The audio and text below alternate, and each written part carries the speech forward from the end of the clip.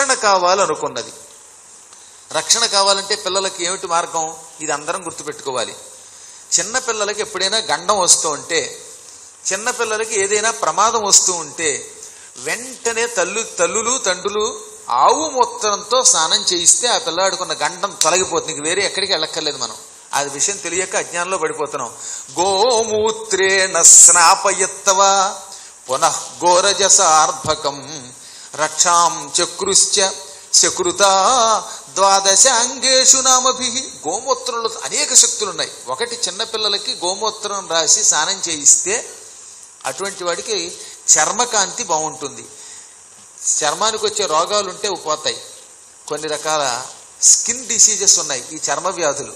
అవి ఏ మందులకి పోవు. కెమికల్స్ ఎక్కువ పడితే పిల్లాడి చర్మం పాడైపోతుంది. అదే మీకు ఎప్పుడన్నా చిడుము లాంటివి గజ్జి లాంటివి పట్టుకుంటే, పిల్లలకు దురదలుంటే గోమూత్రంతో స్నానం చేయండి. ఒక ఆవిడ నా కాళ్ళకి ఎలర్జీ అని వచ్చింది పాపం. అన్న వాళ్ళకి ఒక సూచన, 7 రోజులు విడిచిపెట్టకుండా గోమూత్రం పట్టుకెళ్ళండి. తాజాగా ఎక్కువ ఆలస్యం చేయకుండా గోమూత్రం పట్టుకెళ్ళి ఆ గోమూత్రంతో స్నానం చేసి ఒళ్ళంతా పూసుకుని కాసేపు నాని శరీరం, ఆ తర్వాత మంచినీళ్లతో స్నానం చేస్తే 7 రోజుల్లో తగ్గిపోతుంది. నేను చెప్పాను చూడండి, మీరు చేసి చూసి. ఫలించకపోతే అడగండి. భయంకరమైన చర్మ వ్యాధులకి గొప్ప నివారక మంత్రం గోమూత్రం. మా చిన్నప్పుడు తణుకులో చిన్నపిల్లలందరికీ హాస్టల్స్లో చదువుకునే వాళ్ళకి రోగం వస్తే ఇలాగే చేసేవారు, టక్కటక్క తగ్గేవి. ఇప్పుడు అంత డబ్బులు ఖర్చు పెడుతున్నాం, ఎక్కడా రోగాలు తగ్గడంలా. గోమూత్రంలో అంత శక్తి ఉన్నది. ఒక్క చర్మ వ్యాధులు తొలగించడమే కాదు, చర్మానికి ఉన్న కాంతిని పెంచుతుంది. ఏమైనా ఈ భూతప్రేత పిశాచాలు లేక గ్రహదోషాలు ఉన్నప్పుడు చిన్నపిల్లలకి, ఇప్పుడు ఏదో మూల నక్షత్రంలో కాసేపు గండం ఉందనుకున్నాం, లేదా ఫలానా ఏదో రోహిణి నక్షత్రం అంటే గండం ఉంది, లేదా భరణి నక్షత్రానికి ఇంత గండం ఉంది. ఆ గండం ఉన్నప్పుడు ఈ గోమూత్రంతో 7 రోజులు స్నానం చేయించి, ఆ తర్వాత మామూలు నీళ్లతో స్నానం చేయించి, అంటే ముందు గోమూత్రం చల్లాలి, ఆ తర్వాత శుభ్రజలంతో స్నానం చేయించి ఇంత విభూతి పెడితే 7వ రోజు తర్వాత నుంచి వాళ్ళకి మహర్జాతకం అంటుకుంటుంది.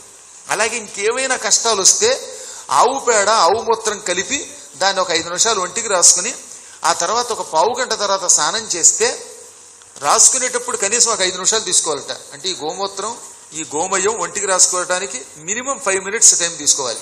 ఏదో ఇలా రాసుకుని వెంటనే స్నానం చేయకూడదు. రాసుకోవడానికి 5 నిమిషాలు, రాసుకున్నాక శరీరం పావు గంట నానాలి. అప్పుడు స్నానం చేస్తే అటువంటి వాళ్ళకి భయంకర ఈ గ్రహదోషాదులన్నీ తొలగి సకల శుభములు కలుగుతాయి. ఎంతెందుకు, తీవ్రమైన ఆస్మా రోగాలు శ్లేష్మ రోగాలు ఉన్నప్పుడు పంచగవ్యం, ఆవు పాలు ఆవు మూత్రం ఆవు పేడ వీటితో ఆవు నెయ్యి ఆవు పెరుగు కలిపితే పంచగవ్యం అంటారు. దాన్ని ఎంత పెసరు తీర్థంగా తీసుకోండి, వెంటనే కంఠంలో ఉన్న శ్లేష్మం పోయి ఎంత ఆరోగ్యం వస్తుందో. ఇవన్నీ ఆయుర్వేదంలో ఉన్నాయి. వాటిని చంపేసి పనికిమాలిన మందులు మనకు అంటగడుతున్నారు. మన సంప్రదాయాన్ని మనం చేజేతులారా దెబ్బ తీసుకుంటున్నాం. ఈ రోజు నుంచి మీరు గుర్తుపెట్టుకోండి, చిన్నపిల్లలను ఇంట్లో ఈ పని చేయండి. భవిష్యత్తులో గర్భవతులు ఎవరైనా పిల్లలు పుడితే ఈ గోమూత్రం రాయించండి. వాళ్ళ జాతకం ఎంత బాగుంటుందో చూడండి. ఏ గండాలు వచ్చినా ఆ గండాలు గడిచి పిండం బయటపడుతుంది, శుభం కలుగుతుంది. అందుకనే యశోద మొదలైన వాళ్ళు గోమూత్రంతో స్నాపయత్వ స్నానం చేయించారు.